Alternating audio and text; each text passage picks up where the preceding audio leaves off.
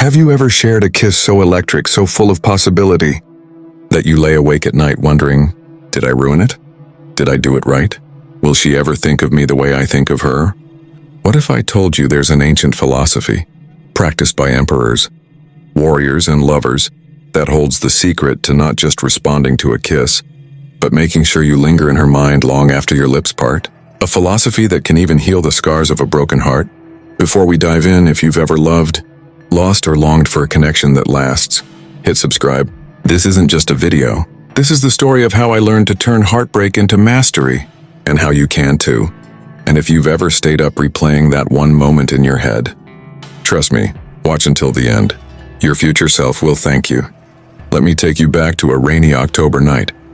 3 years ago, I was sitting alone in a dimly lit cafe, staring at a text message I'd typed and erased 27 times. It was to Clara, the woman I thought I'd marry. 2 weeks earlier, she'd ended things with 4 words, "I need to breathe." I'd spent every night since dissecting our last kiss a hurried, desperate moment in a parking lot. Had I been too clingy, too cold? Was that why she left? Sound familiar? Maybe you're there right now. Maybe you're replaying your last kiss, your last what if. But here's what I learned the hard way. Love isn't a puzzle to solve. It's a moment to inhabit. And that's where Stoicism begins. Amor, Fati. Falling in love with the moment, not the memory. Remember that wet October night with me? 31 days ago. In a cafe with low lighting, I sat alone and stared at a text message that I had composed and deleted 27 times. It was to Clara, the lady I had planned to wed. "I need to breathe" were the 4 words that she used to terminate things 2 weeks prior. Since then, I'd devoted each night to analyzing that one fleeting, frantic kiss we shared in a parking lot. Were my antics too possessive? Too chilly? Did she leave because of that? Does this ring a bell? You might be there at this very moment. Perhaps you're thinking about the what-if scenarios that led up to your last kiss. Love, however, is not a riddle to be solved, as I discovered the hard way. Right now is the time to be here, and thus is the foundation of Stoicism. The love of fate is what the Stoics term this. This is not a metaphor for destiny, but rather the unvarnished truth of the present moment. Rather than savoring the moment, most of us kiss as if we're jotting it down. I need her to remember this, rather than living it up. That was something Clara and I accomplished. When did we share our initial kiss? I failed to experience it because I was preoccupied with striving for perfection. Listen up, a kiss isn't some kind of act. It's just a chat. Pay attention. Your role is not to make an impression. Aware of her beat, her breath, and the delicate touch of her palm on your neck. When you give in to the present moment instead of striving to control it, when it happens, people will remember you forever. Recall your most memorable kiss.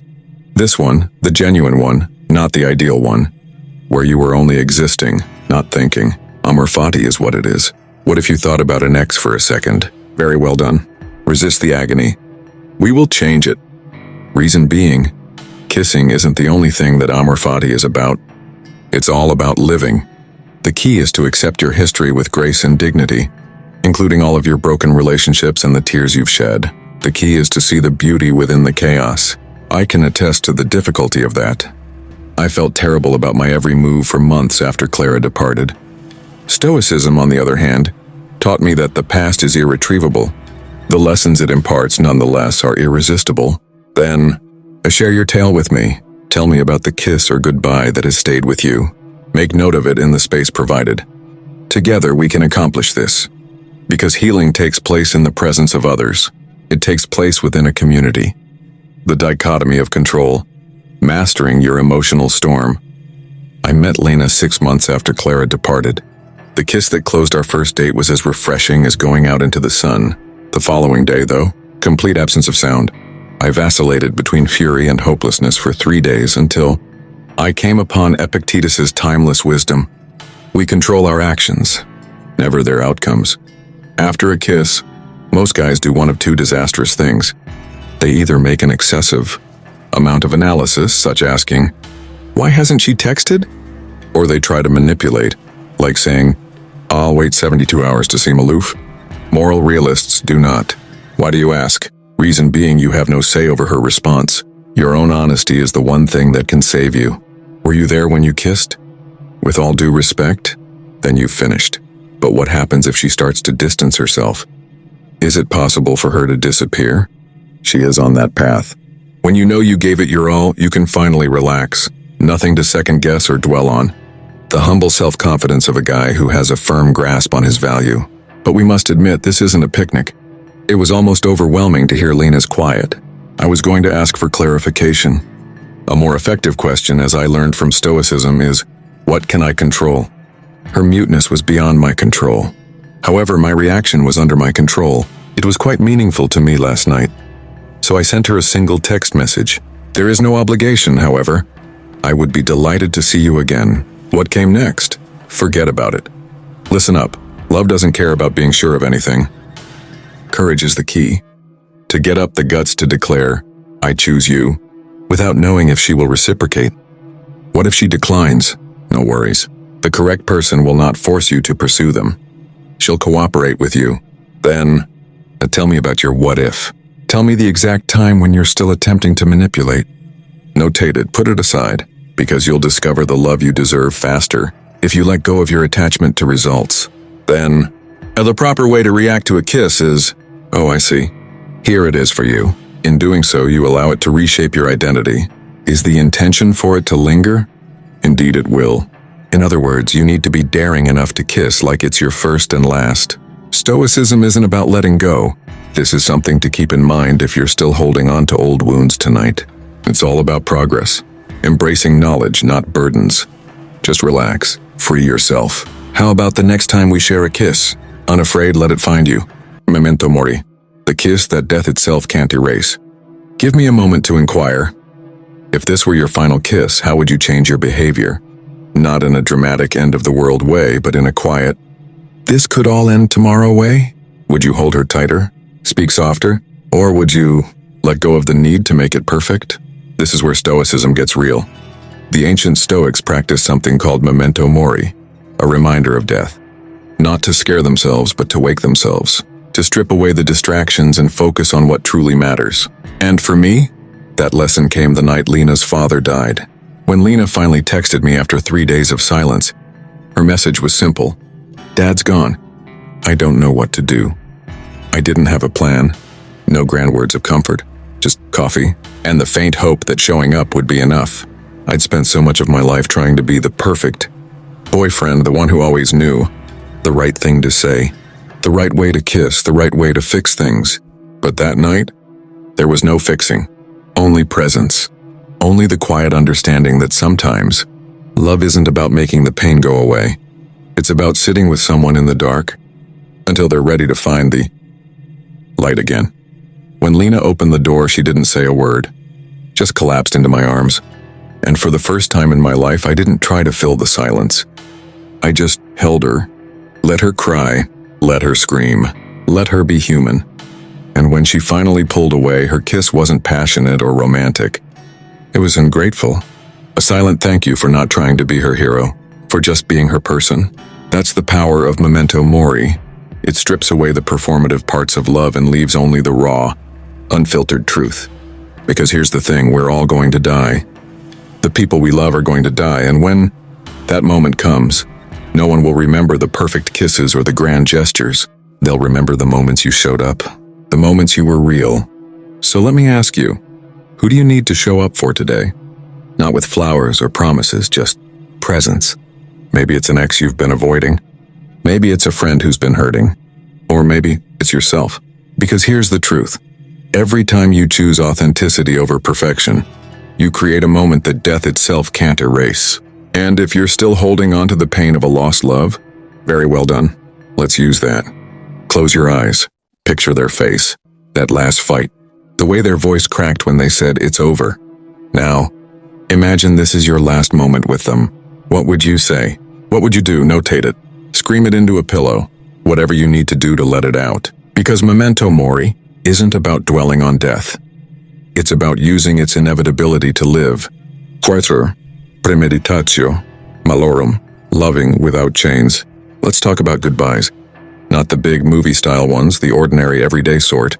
The ones who creep up on you at airport terminals and rail stations and parking lots. The ones that leave you wondering, did I love enough? Did I let go enough? Did I do enough? This is where most love stories end, but not ours. Because Lena, she moved to Madrid 6 months after her father's death.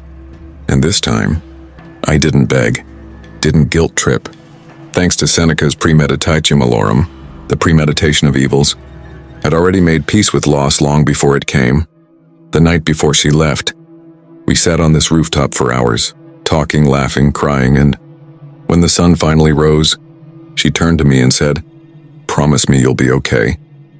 And for the first time in my life, I meant it when I said I will. Here's what most people don't understand about premeditatio malorum. It's not about expecting the worst.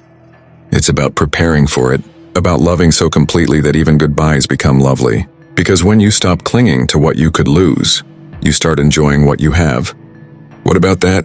Long-lasting love is that kind. Our last kiss? At the airport, salt on our lips from tears we didn't hide. No wait for me promises. Just gratitude. And you know what? 5 years later, she still texts on my birthday. Because when you love without clinging, you become a ghost that never fades. So let me ask you, what are you clinging to? An ex of fantasy? A version of yourself that no longer exists? Whatever it is, and let it go. Not because it's easy, but because it's necessary. Because the only way to truly love is to love without chains. Think about your last goodbye. The words you didn't say. The tears you didn't shed now. Imagine this is your last chance. What would you do differently? Notate it, pronounce it. If necessary, burn it. Just make sure it doesn't follow you around no matter what. Premeditatio malorum isn't a call to dread loss. Rather, it's an invitation to embrace the inevitable and love all the more. Also, what if the hurt from a past love is something you can't let go of? Very well done. I say we make advantage of that. Close your eyes. Picture their face. That last fight. The way their voice cracked when they said, "It's over." Now, imagine this is your last moment with them. What would you say? What would you do? Notate it. Scream it into a pillow. Whatever you need to do to let it out. Because premeditatio malorum isn't about dwelling on loss, it's about using its inevitability to live. Then, the proper way to react to a kiss is, "Oh, I see. Here it is for you." In doing so, you allow it to reshape your identity. Is the intention for it to linger? Indeed it will. In other words, you need to be daring enough to kiss like it's your first and last. Stoicism isn't about letting go. This is something to keep in mind if you're still holding on to old wounds tonight. It's all about progress. Embracing knowledge, not burdens. Just relax. Free yourself. How about the next time we share a kiss? Unafraid, let it find you. Conclusion. Then, the proper way to react to a kiss is, "Oh, I see. Here it is for you." In doing so, you allow it to reshape your identity. Is the intention for it to linger? Indeed it will. In other words, you need to be daring enough to kiss like it's your first and last. Stoicism isn't about letting go. This is something to keep in mind if you're still holding on to old wounds tonight. It's about moving, embracing knowledge, not burdens.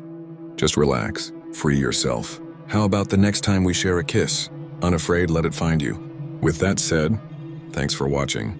And until next time, go make some memories worth philosophizing about.